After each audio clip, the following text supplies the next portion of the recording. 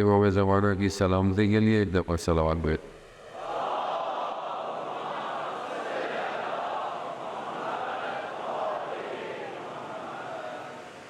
لا حول ولا قوة إلا بالله العلي العظيم. حسبنا الله ونعم الوكيل، نعم المولى ونعم النصير. أعوذ بالله من الشيطان الرجيم، بسم الله الرحمن الرحيم. الحمد لله الذي يؤمن الخائفين ويرجى الصالحين ويرضى المستكبرين ويهلك ملوكا ويستخلف آخرين. والصلاة والسلام على رسول الثقلين محبوب رب المشرقين والمغربين جد الحسن والحسين نبينا وسيدنا أبي القاسم محمد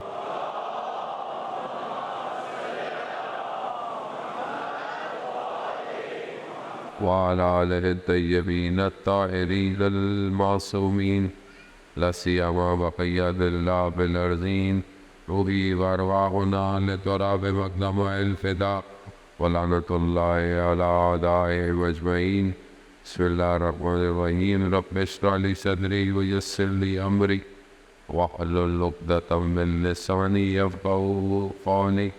أما بعد فقد قال الله سبحانه وتعالى في كتاب الحكيم والقرآن المجيد: وما خلقت الجن والإنس إلا ليعبدون. صلوات بھیجو.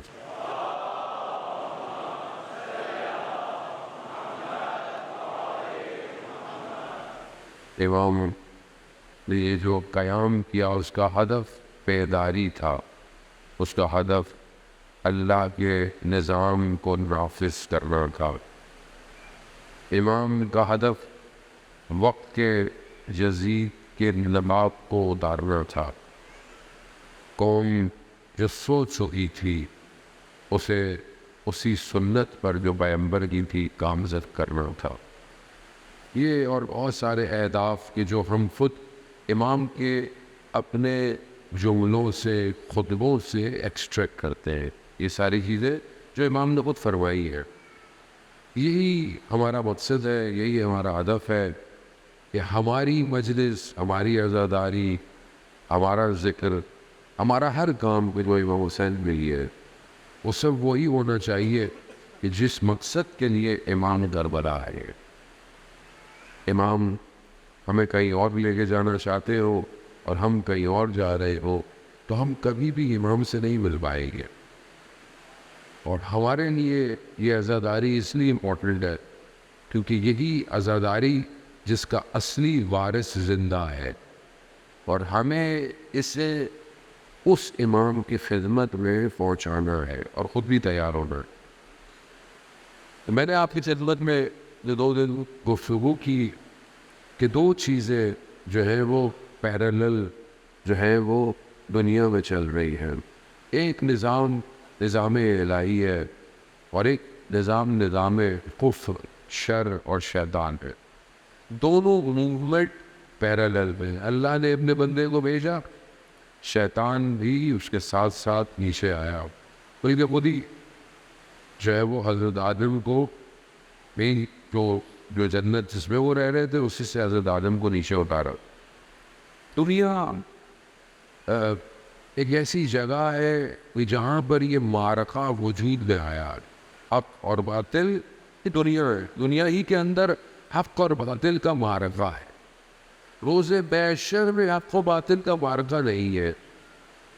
عالم برزخ میں حق و باطل کا معرکہ صرف یہی ہے. اور یہیں پر آپشن ہے آپ کے پاس، میرے پاس، کہ یا حق کی طرف چلے جاؤ یا باطل کی طرف چلے جاؤ. اختیار تمہیں دیا ہوا ہے. ساری چیزیں بتا دی، پیرامیٹرز بتا دی، خصوصیت بتا دی، نقصانات بتا دیے، دونوں چیزوں کے فائدے بتا دیے. تمہارے بھگوانی مرضی. مارکا یہیں پر ہے. دنیا میں کیا کریں یہ مولانا زندہ رہ کے سنیے گا کیا فائدہ؟ ہمارے امام نے دنیا کو 3 دفعہ طلاق دے دی ہے، ہم کیا کریں دنیا کا؟ ایسا ہے محترم، امام نے طلاق دی کا مقصد یہ ہے کہ دنیا کی حقیقت کو واضح کیا ہے.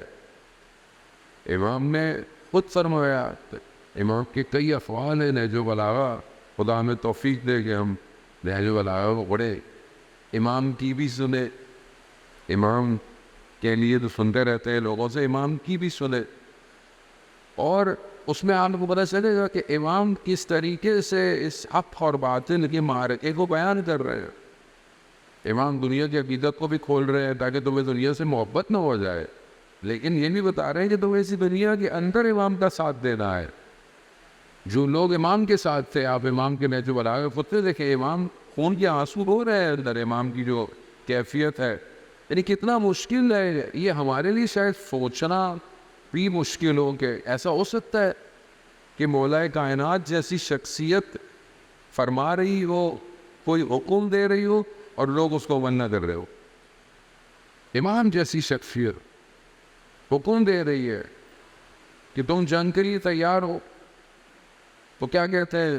مولا کبھی سردی ہے کبھی گرمی ہے. ہم یہ کہتے ہیں، وہ تعجب ہے جب میں تمہیں سردیوں میں کہتا ہوں تو کہتے ہو اس گرمیوں میں مطلب پہاڑ تراش رہے ہو امام کا ساتھ دے رہے ہیں. کیسے سوچیں آپ لوگ، اور امام جیسی شخصیت کے ساتھ ایسے لوگ، کس مشکل، یعنی ہمارے ذہن میں تصور نہیں ہے. ہم نے امام کو ایکچولی جو پیش کیا ہے، ایک تو صرف ایک آدھ حصہ امام کا پیش کیا ہے امام کے بارے میں، اور وہ جو ہم نے پیش کیا ہے وہ باتیں ہیں کہ جو ہم بچپن سے جانتے ہیں، اسی کو ہم بار بار ریپیٹ کرتے ہیں. یعنی امام کے فضائل ہیں، اور امام کے فضائل تو بے کرا ہیں. تب اتنے امام کے فضائل ہیں کہ قرآن جو ہے وہ اشارہ کر رہا ہے کہ اگر ساری دنیا کے درخت جو ہے وہ قلم بن جائے اور سمندر سیاہی بن جائے تو بھی کلمۃ اللہ کے فضائل لکھے نہیں جا سکتے. اور کلمۃ اللہ مولا کائنات ہے، وہ بھی حدیث و روایات جو ہے اس کو بیان کرتی ہے. لیکن اس کے باوجود ہم نے جو امام کو پیش کیا ہے لوگوں کو، ہمارے نزدیک میں امام، اگر آپ وہ دور کو ہٹا دیں جو علامہ رشید ترابی کا یا علامہ طالب جوہری کا یا اور علماء جو آتے تھے، مولانا قلب ساطع کی، اور بڑے بڑے جو اس سے پیچھے اور چلے جائے تو اظہر زیدی اور جو پرانے علماء جو پنجاب اور ادھر تھے، مطلب وہ دور تو یہ تھا کہ آپ کسی بچے سے بھی پوچھتے تھے تو وہ آپ کو بہت باتیں بتاتا تھا. لیکن ابھی جو پیسج آیا ہے اس میں کسی کو قصوروار نہیں کہہ رہا، میں خود بھی اسی دور کا ہوں، غیر میری بھی غلطی ہے اس کے اندر. ابھی آپ بچے سے امام کے بارے میں نیچے تو آپ کو کیا بچہ بتائے گا، یعنی کیا پکچر ڈرا کرے گا امام کیا ہے؟ امام مولا کائنات کے بارے میں، باقی امام نہیں. مثلا غدیر ہے، اور غدیر کے اندر بھی صرف ایک بات یاد ہے اس کو، من کن کو مولا بہذا علی مولا. اس کے علاوہ مثلا امام نے خیبر میں دروازہ اٹھانا تھا، اس کے علاوہ مطلب احد میں امام جو ہے وہ دشمن کو یوں مار دیا. کچھ بدر کے بارے میں انفارمیشن ہوگی. یہ 2-3 جنگیں ہیں. اس کے علاوہ امام کی زندگی، امام کا اٹھنا، امام کا بیٹھنا، امام کی عبادت، امام کا فقراء کے ساتھ، امام کا اصحاب کے ساتھ، امام کا نان مسلمس کے ساتھ، امام کا اپنی زوجہ کے ساتھ، امام کا بچوں کے ساتھ، یہ پورا کردار امام جو ہے وہ بعثت سے پہلے کیا تھے جب رسول نے اعلان کیا، امام بعثت کے بعد کیسے تھے، امام مدینہ میں کیا تھے، امام مدینہ میں رسول کے جانے کے بعد 25 سال امام نے، پھر امام کی اپنی حکومت. امام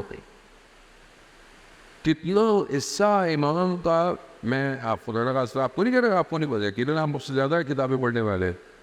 امام کی اتنی زیادہ زندگی ہے اور اتنا کچھ امام کا ہے، لیکن میں نے بیان نہیں کیا. میں اتنی ہے، میں نے بیان نہیں کیا تو میں نے امام پیش ہی نہیں کیا. اور جب میں امام کو پیش نہیں کروں گا تو امام کے بارے میں آپ کو بتاؤں گا نہیں، تو ہم پھر امام کو درک ہی نہیں کر سکتے. اب امام جب کہہ رہے ہیں اصل تم کون ہو، میں تمہیں کہہ رہا ہوں کہ تیار ہو تو تم بہانے کرتے ہو. اب یہ آپ کے ذہن پہ تصور ہے نا کہ امام کے سامنے کوئی بہانے کر سکتا ہے، لیکن یہ حقیقت ہے، نہج البلاغہ ہے. امام کتنی جگہ یہ اپنے درد دل بیان کر رہے. کیوں؟ سسٹم. دوسری موومنٹ چلی آ رہی ہے جو اللہ کے نظام کے مقابلے میں ہے. پہلا کام جیسے پیچھے سے میں نے آپ کی خدمت میں عرض کیا کہ ہر نبی کے دور میں وہ موومنٹ چلتی رہی ہے. اس کا اصل کام کیا تھا؟ تاکہ یہ بات آپ کے ذہن سے نہ ہٹے. اصل چیز امت سازی ہے، امت ڈیزائن کرنی ہے. امت ڈیزائن کرنا آسان نہیں ہے. ایسی امت جو روز محشر میں کھڑی ہو اپنے نبی کے آگے، امت چاہیے تھی. اس امت کو جو چلائے گا یا جو لوگ چلائیں گے، جو چیزیں موو کریں گی، ان کو روکیں. اس موومنٹ کا کام یہی ہے.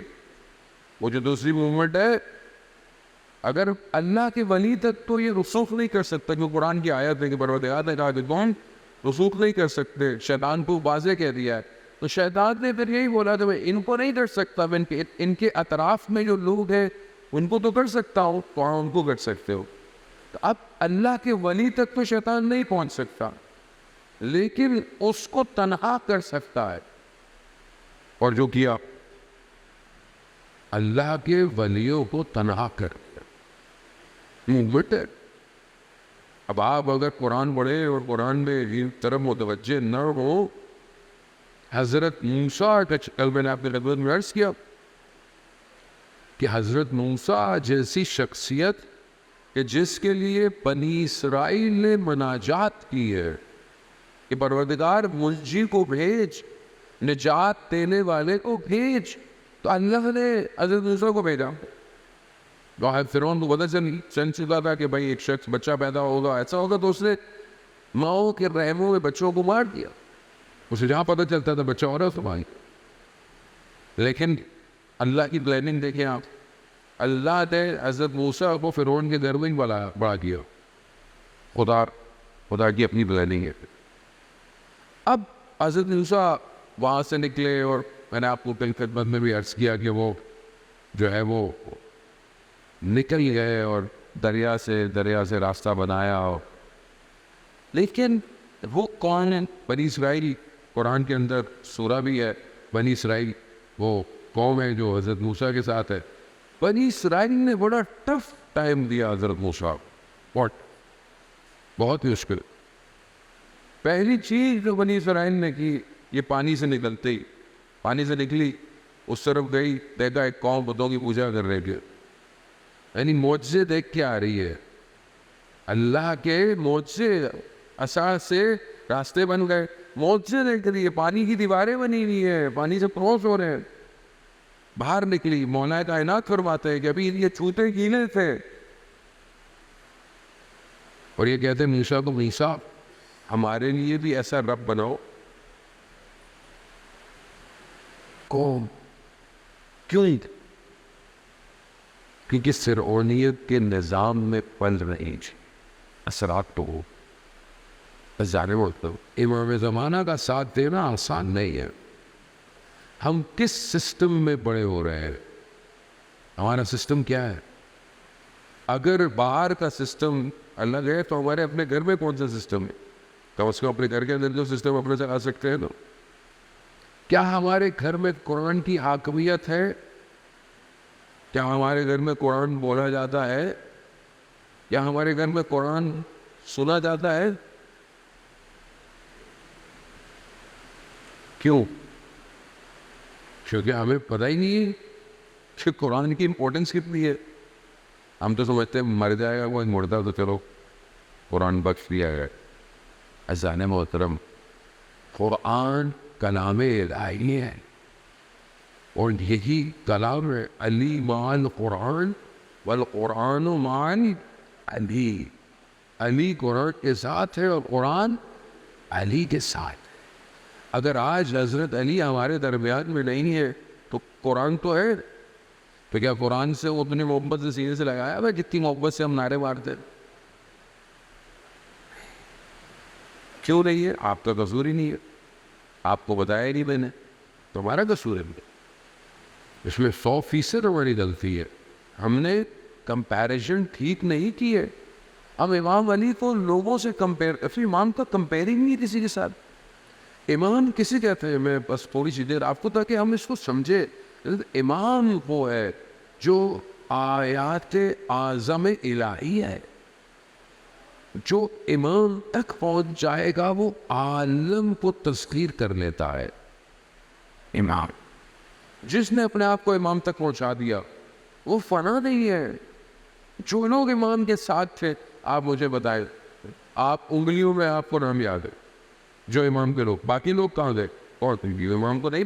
جس نے امام تک پہنچا دیا اپنے آپ کو وہ قیامت تک زندہ ہے، بلکہ قیامت کی بات بھی نہیں.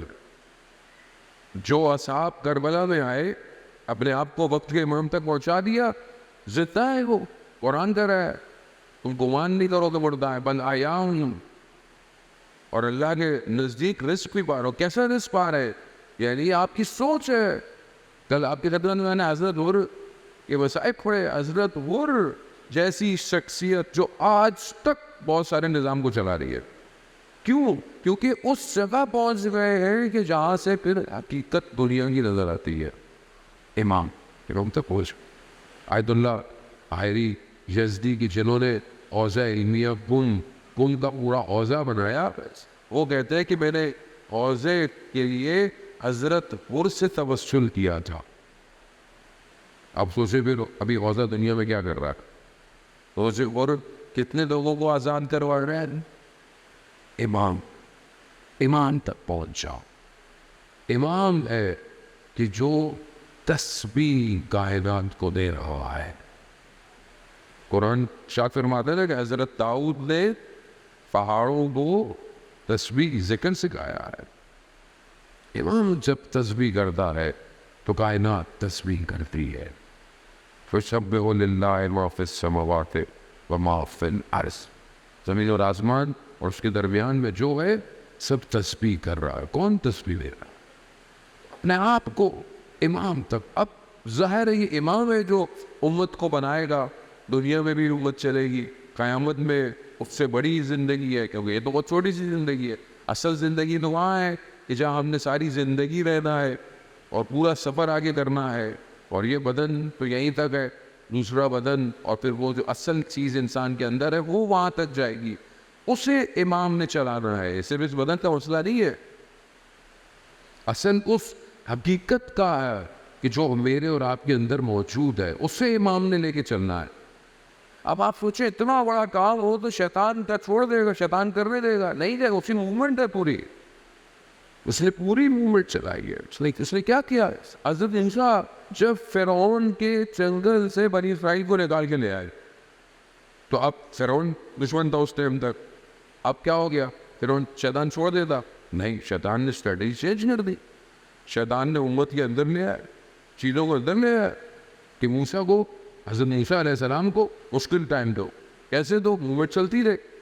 جہاں حضرت موسیٰ پور پہ گئے پیچھے اپنے بھائی کو چھوڑ کے گئے، کیا کیا؟ سامری کے ذریعے سے گوشالہ بنا دیا اور کہا کہ یہ موسیٰ کا رب ہے. اور کون؟ پوری گوشالے کی پوجا کر رہی ہے.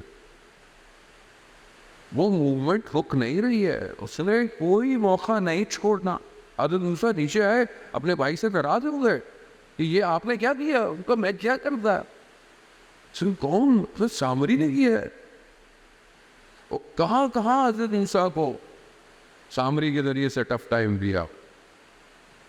قارون کے خزانے، قارون یعنی فائنینشل ڈپارٹمنٹ، ورلڈ بینک اگر ہم بولے تو ٹھیک ہے، وہ ایف ٹی ایم کی سچویشن جب ہمارے یہاں ہم لوگ قرضے دے رہے ہیں پیٹرول بھر کے، بجلی کے بل میں سارے ان کو دے رہے ہیں. نہ کھائے ہم نے، نہ ہمارے اوپر آئے ہوئے، لیکن قرضے نہیں دے رہے. ہزارے محترم قارون پیسہ آج کے دور میں دیکھے تو بلینئر ٹریلینئر آدمی جس کے خزانوں کی صرف چابیاں پتہ نہیں کتنے اونٹوں کے اوپر ہوتی تھیں. اور قرآن کے اندر ہے بعض لوگوں نے قارون کے خزانے کو دیکھا اور کہا کاش کاش وہی دنیا. اور پھر بارہ قارون دکھ گیا، ختم ہو گیا. وہ تو کیونکہ موسیٰ کے مقابلے میں آئے. یہ موومنٹ چلتی رہے گی. قارون ہے, اس کے علاوہ اور ہے. ہر نبی کے سامنے یہ موومنٹ چلتی, یہ رکی نہیں ہے, یہ نہیں رکے گی. اور یہ موومنٹ چلتی چلتی چلتی چلتی جو ہے وہ بھارت یہاں آج کے اس دور کے اندر پہنچی ہوئی ہے. دنیا میں عزیزان محترم, میں چھوٹا سا طالب علم ہوں, جتنا میرا تجربہ ہے, دنیا میں کوئی مکتب نہیں ہے ایسا جو شیطان یا اس موومنٹ کی گفتگو کرے. کوئی مکتب نہیں ہے سوائے مکتب حسینی کے.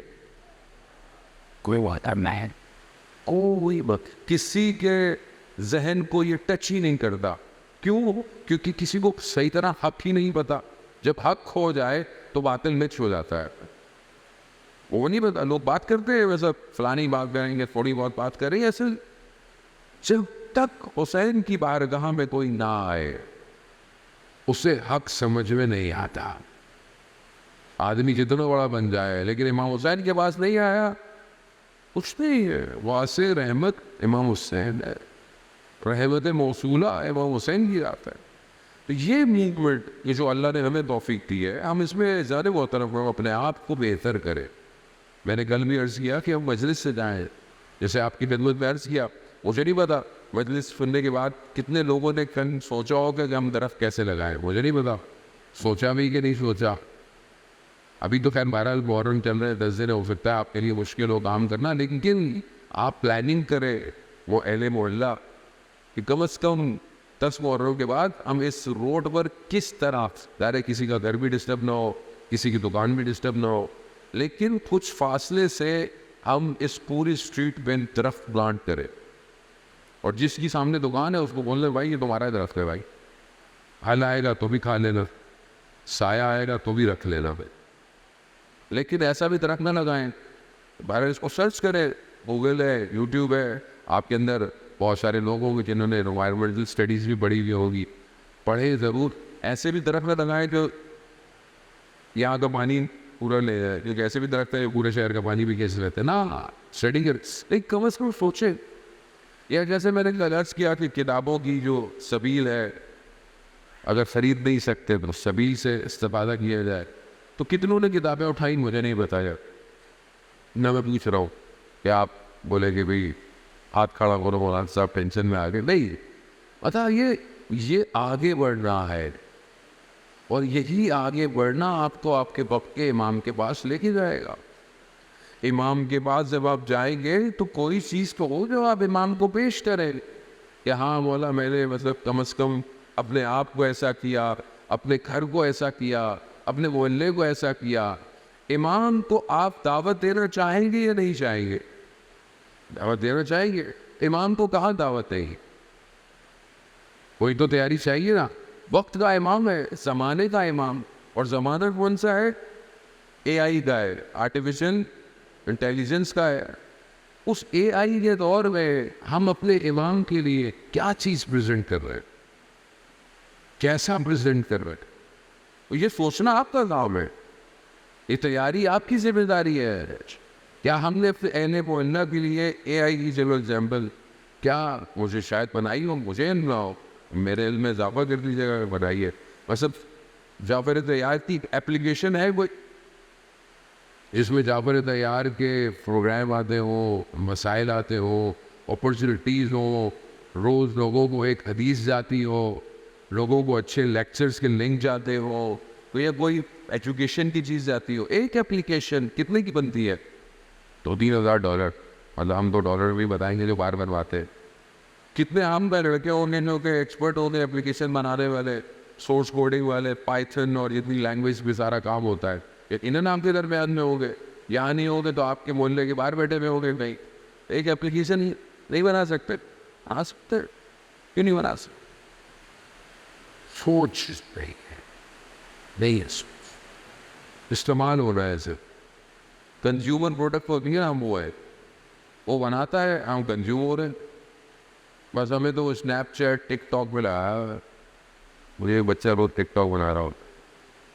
اچھی بات ہے, اچھی چیز بنائے, بری بات بھی آپ بنائے, لیکن جانے محترم جو برین ہوتے ہیں نا وہ معاشرہ سازی پہ کام کرتے ہیں. پیسے بھی اسی سے کماتے ہیں. پیسہ کمانا بری بات نہیں ہے، پیسہ بھی کم ہے، پیسے اسی لیے کماتے ہیں. مثال کے طور پر ابھی مطلب جعفر تیار میں ویسٹیج باہر آتا ہوگا. ویسٹیج آج دنیا کے اندر ویسٹیج کو ڈیمولش کرنا، اس سے چیزیں بنانا، آج دنیا میں سب سے زیادہ لوگ پیسے کما رہے ہیں. کیا ہم میں سے کوئی بولے مولانا صاحب کچرا اٹھائیں گے کیا ہم لوگ؟ آپ کچرا نہیں اٹھا، آپ اپنے محلے میں پلاسٹک کی، شیشے کے، پیپر کے الگ الگ ڈسٹ بن بنائے. ہر چیز الگ جو ہے وہ ریسائکل ہوتی ہے. دنیا اسی میں چل رہی ہے. اور یہ برین کون دے گا آپ کو؟ اگر آپ وقت کے امام کے لیے کچھ کرنا چاہیں گے، تبھی دیکھیں ہر دور کے امام کی ریکوائرمنٹ الگ ہے. ہر دور، ہر زمانے میں امام نے دیا بھی الگ الگ ہے. جس دور میں علم کی ضرورت تھی وہاں قال امام باقر اور قال امام صادق ہے. جہاں پر درود بھیجتے محمد والا ہو.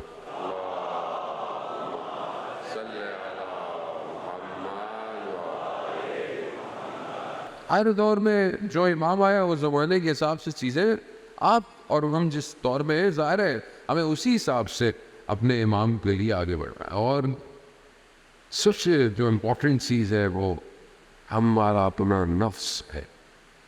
ہم کوئی بھی کام نہیں کر سکتے اگر ہمارا نفس گرفتار ہے.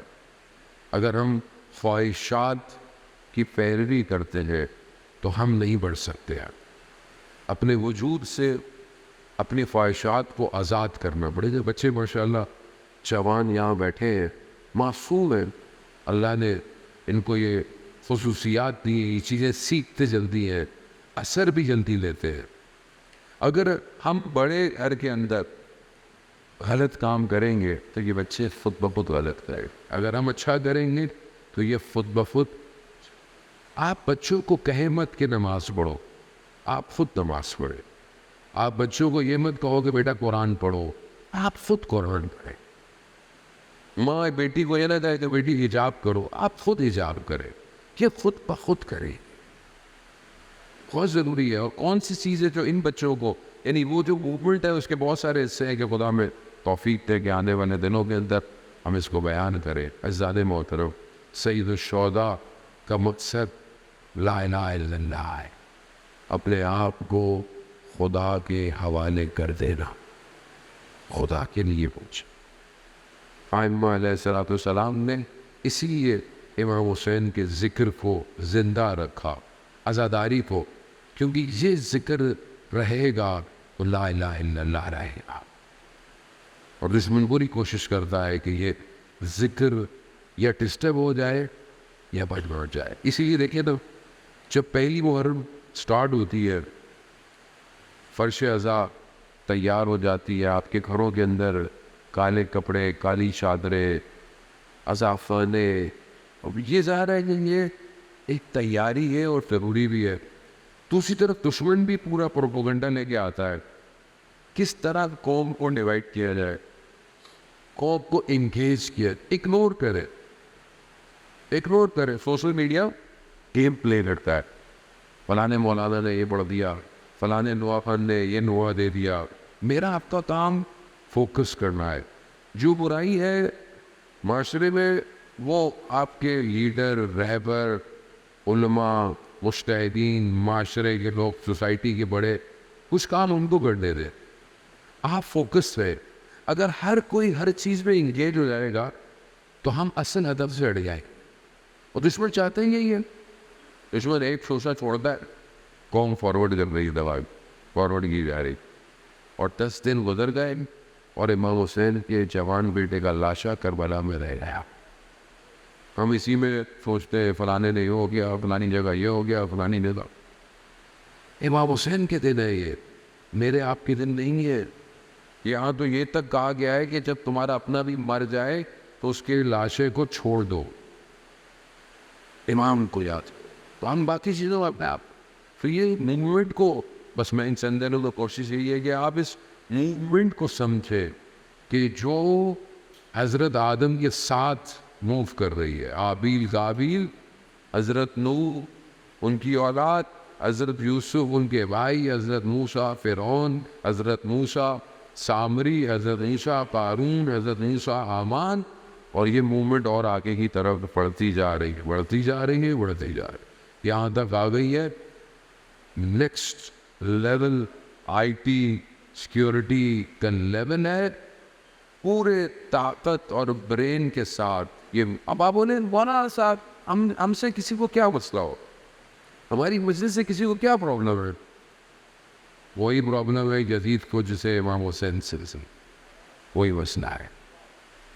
وہ نہیں چاہتے آپ کی مجلس بیداری پیدا کرے، وہ چاہیں آپ کی مجلس پھلانے والی ہو، سوتے رہے آپ کو کیا کہ دنیا کی چھوٹی سی پٹی غزہ پہ کیا ہو رہا ہے، آپ کو اس سے کیا فرق؟ آپ تو کام نہیں ہے اذان محترم، اپنے آپ کو اپنے رب کے حوالے کرنا۔ اگر اس 10 دنوں میں آپ کی نماز اچھی نہیں تو آپ اور میں امام حسین تک نہیں پہنچ سکتے۔ کس طریقے سے امام نے اپنی نمازوں کو ادا کیا، خود اثر یاسین امام سجدے میں ہے، کیا میں اپنا سر سجدے میں تھوڑی دیر رکھتا ہوں؟ کیا میرا سجدہ تھوڑا سا طولانی ہے یا نہیں ہے؟ میری عبادت کیسی ہے؟ آیت اللہ نفوتوی اصفہانی رضوان اللہ تعالیٰ علیہ مشہد مقدس میں مولا امام رضا علیہ السلام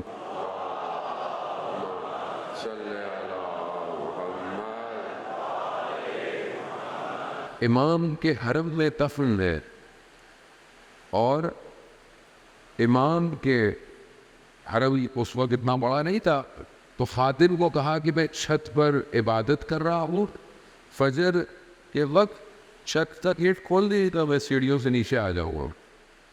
اس نے دروازہ بند کر دیا، سو گیا۔ صبح اٹھا تو اس نے دیکھا کہ برف باری ہو رہی ہے، تو کہا میں نے تو دروازہ بند کیا ہوتا چھت پہ، تو وہ تو چھت پہ ہو گئے۔ وہ جلدی سے دوڑتا ہوا گیا تو اس چھت پہ کیا دیکھتا ہے کہ وہ رکوع کی حالت میں ہے، اور ان کی پیٹھ پہ اتنی ایک ایک فٹ برف جمی ہوئی ہے، اور وہ رکوع کی حالت میں، اور وہ کیا پڑھ رہے ہیں؟ سبحان ربی العظیم و بحمدہ۔ ذکر کی گرمی نے باہر کی سردی کو محسوس ہونے نہیں دیا۔ کیا ہمارا سجدہ ایسا ہے؟ کیا ہم 1 سے 2 منٹ سجدے میں سر رکھتے ہیں؟ ماشاءاللہ نماز ساری پڑھتے ہیں۔ کیا شکر کا سجدہ ہے؟ یہ صرف اتنی دیر کہ پروردگار تیرے شکر میں نے پورا دن دیا، نعمتیں دی، کھانا پینا دیا، سانس دیا، شکر۔ یا پروردگار تیرا شکر پورے آج مجھے گناہوں سے بچا لیا ہے۔ یہ شکر کرنے کی بات ہے نا، یہ تو خدا ہی بچاتا ہے، انسان تو نہیں بچ سکتا۔ کوئی اپنے آپ کو یہ مت سمجھے کہ میں گناہوں سے، کوئی نہیں بچ سکتا جب تک خدا نہ چاہے۔ پروردگار تیرا شکر، تو نے مجھے آج عزاداری کی نعمت دی۔ پروردگار تیرا شکر، تو نے مجھے آج امام حسین پر گریہ کرنے کی توفیق دی۔ کتنی بڑی بات ہے۔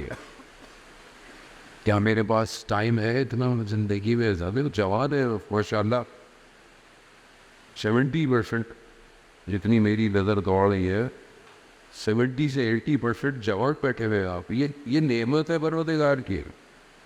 جو شباب کی کیفیت میں نماز پڑھتا ہے اور تہجد پڑھتا ہے، وہ بڑھاپے میں تہجد کا والا نہیں ہے۔ یہ نہیں کہ بزرگوں سے خدا کا راستہ، بزرگ ماشاءاللہ انہی کی وجہ سے آپ جوان بیٹھے ہوئے ہیں۔ اگر ان بزرگوں نے محنت نہیں کی ہوتی آپ نہیں بیٹھے ہوتے۔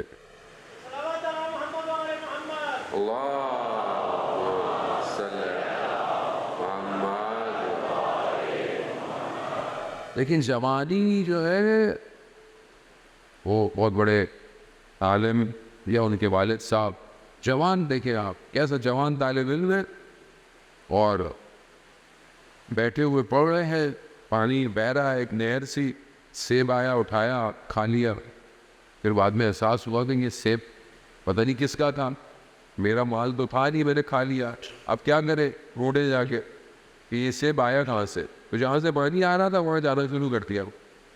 ہم تو یہ چلتے چلتے ٹھیلے سے پتہ نہیں کتنے سے ویسے ہی کھا جائیں گے، بولیں گے نہیں بہت مہنگا دے رہے ہو بھائی، چھوڑو رہنے دو، کھا لیا، ابھی کیا حساب کرنا ہے اس کا۔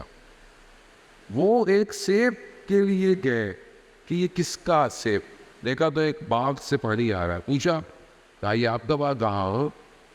کہا یہ میں نے ایک سیب کھا لیا ہے, مجھے حلال کر دے. کہا میں حلال نہیں کروں گا. آگے والے نے کہا پھر؟ کہا اس کی قیمت دینی پڑے گی. کہا قیمت کیا ہے؟ کہا میری بیٹی سے شادی کرو. کہا بیٹی سے شادی؟ کہتا ہے ہاں, وہ نابینا ہے, وہ کنگھی ہے, وہ بہری ہے, شادی کرو. یہی قیمت ہے سیب کی, ورنہ میں حلال نہیں کر رہا. آپ اس جوان کو دیکھے, اس نے کہا ٹھیک ہے مجھے قبول ہے.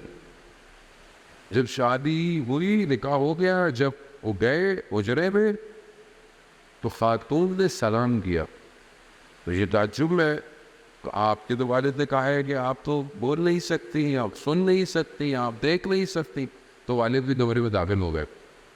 کہا ہاں میں نے صحیح کہا تھا, اس نے کبھی کسی نامحرم سے گفتگو نہیں کی, اس نے کبھی کسی نامحرم کو دیکھا نہیں ہے, اس نے کبھی کسی نامحرم کی آواز نہیں سنی. اور جب تم یہ کہہ کر آئے کہ تمہیں ایک سیب کی حلالت یعنی حلال کر دے, تو میں سمجھ گیا کہ تم سے بہتر پاک جوان کوئی نہیں ہو سکتا.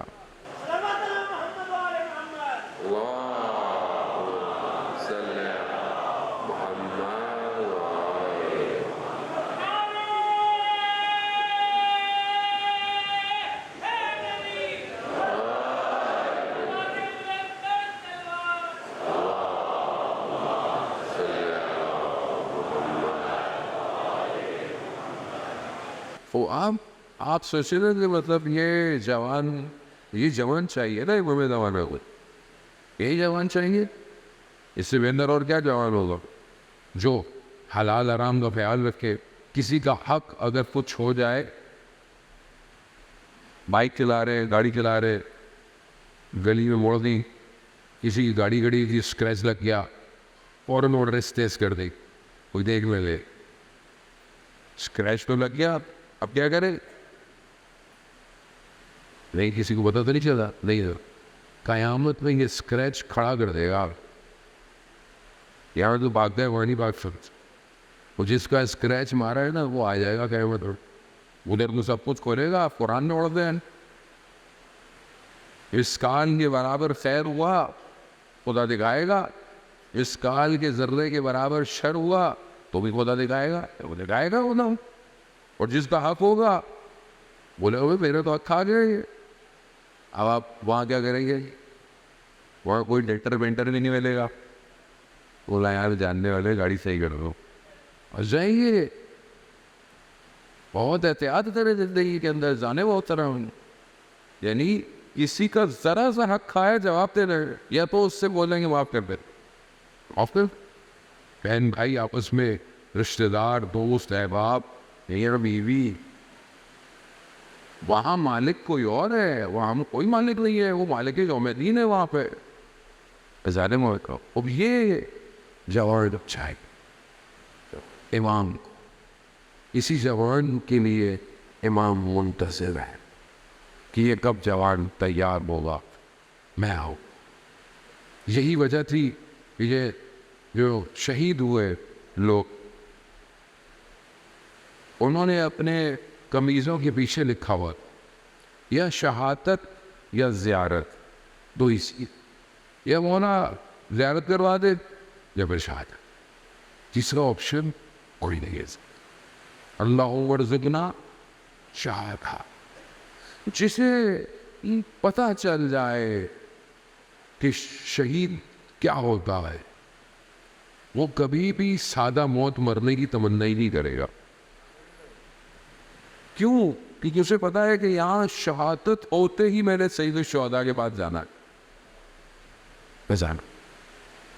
جیسے امام کا کارواں چل رہا ہے, رستے میں رکتا ہوا آیا, 24 دن لگے مکہ سے.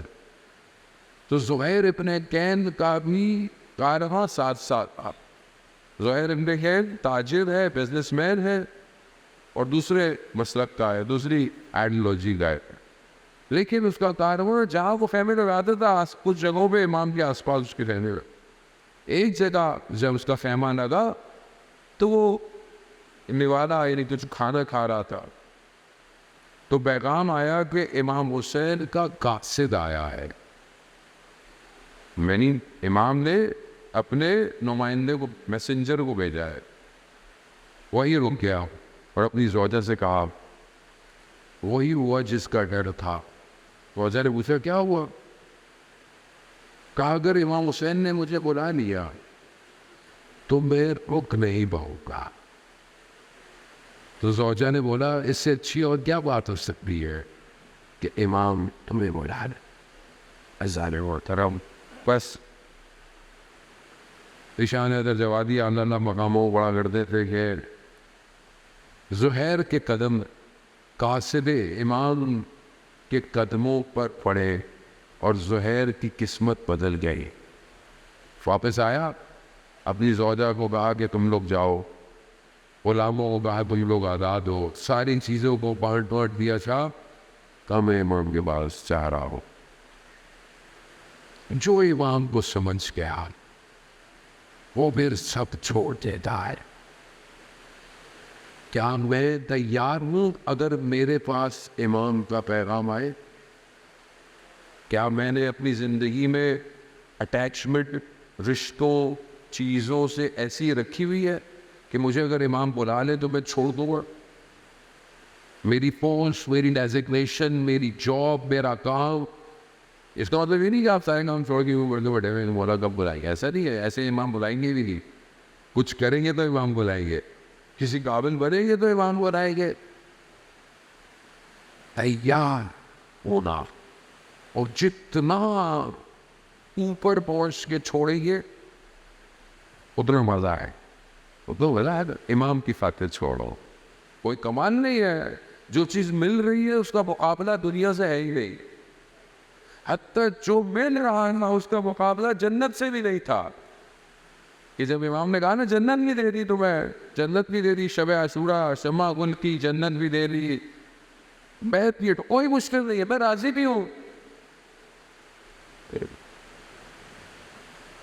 امام کے بغیر جنت بھی نہیں چلے. اسے کون سمجھے گا؟ اسے آپ نہیں سمجھ سکتے, میں نہیں سمجھ سکتا. یعنی جنت بھی نہیں چاہیے بولا, اگر آپ نہیں ہے تو کیا کروں گا میں ایسی زندگی کا جس میں آپ نہ ہو. زہیر سمجھ گیا, زہیر نے سب چھوڑ دیا, اور تو امام کے ساتھ جا رہا ہوں, اور چلا گیا امام کے ساتھ. جانے وہ طرف اور زہیر نے بہرحال اور باقی اصحاب نے امام کا ساتھ دیا. روز عاشوراء اصحاب یہ چاہتے تھے کہ کوئی بھی رسول کی اولاد میں سے پہلے نہ جائے, پہلے ہم جائیں.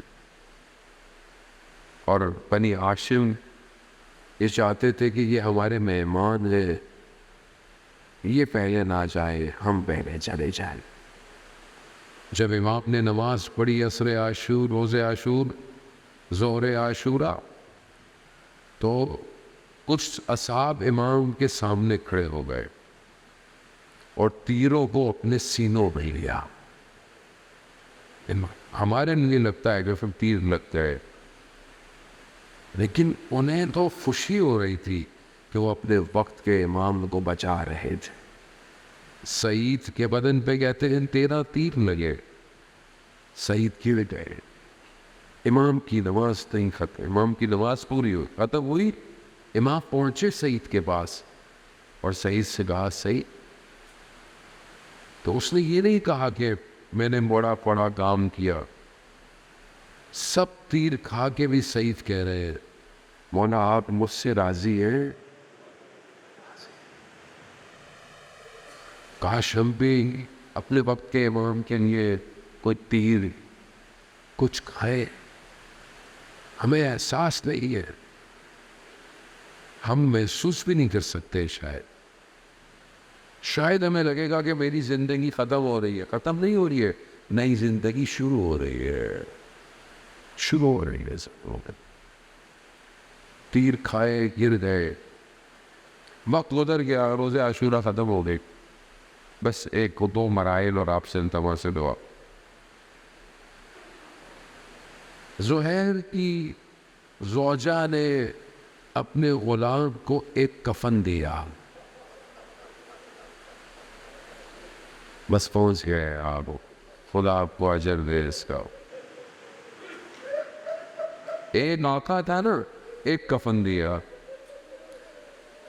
کہ یہ ایسا ہوگا جاؤ وہ کربلا میں تمہارا آقا بغیر کفن کے ہوگا،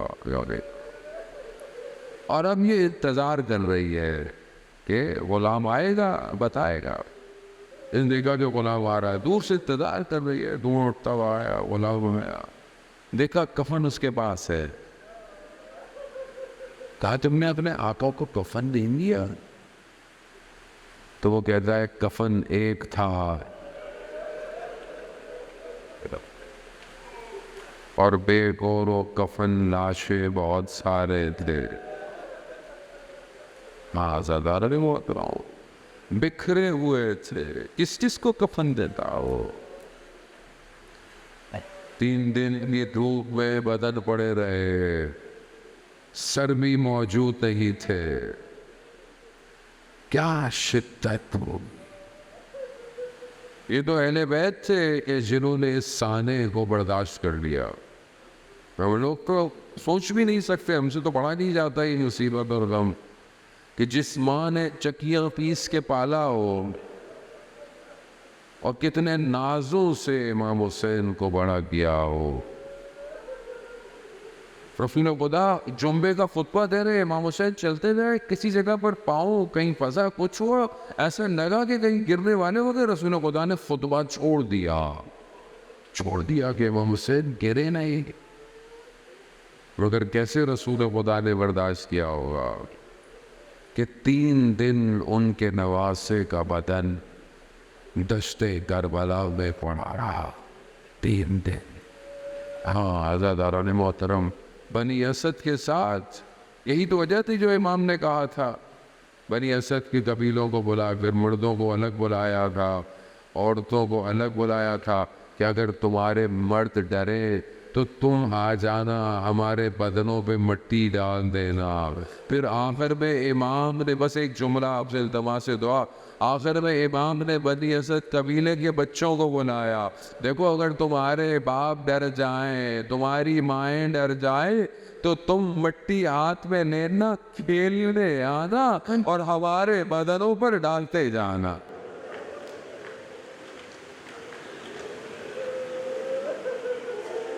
الا لعنت اللہ علی القوم الظالمین وسیعلم الذین ظلموا ای منقلب ينقلبون۔ پروردگار تجھے واسطہ محمد و آل محمد قائموں زمانہ کے ظہور میں تعجیل عطا فرما، ہمیں ان کے ناصروں ان کے مددگاروں میں شمار فرما۔